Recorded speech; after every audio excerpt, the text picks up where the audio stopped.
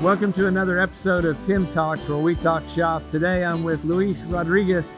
He's our Director of Operations, and he's going to tell a little bit about our plant expansion. Yes, so Jeff, we have 30% of capacity of manufacturing capacity on this section. We moved our capacity for a new warehousing where we are about 26,000 square foot now.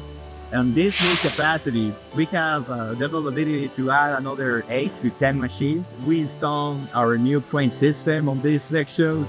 We have utility racks directed to every machine and to every bay, just the same way we had it on the east and the west bay in our current facility. And also, we have this attention racking moldings for all the new tools on this new adding area. How many tools do you think that will hold? Close to 125 tools. We have open space for another 80 between this section, which is what we call the medium-sized rack, right? And then we've got the big section rack, which is still on the station area. Okay. Great. Well, let's go take a look at the new warehouse. Yeah, of course. So we're in our new warehouse. So Luis, why don't you share with us a little bit about what the advantages this new warehouse is giving to manufacturing? Yeah, so we open up a 26,000 square foot of new warehousing.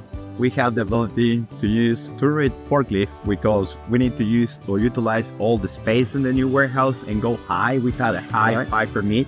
We can go five stacks high.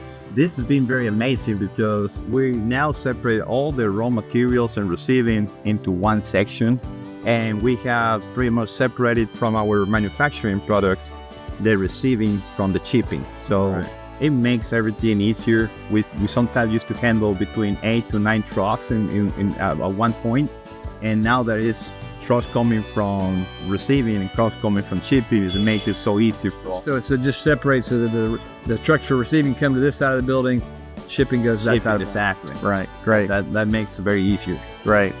Okay. Well, thanks for joining us with another episode of Tim Talks.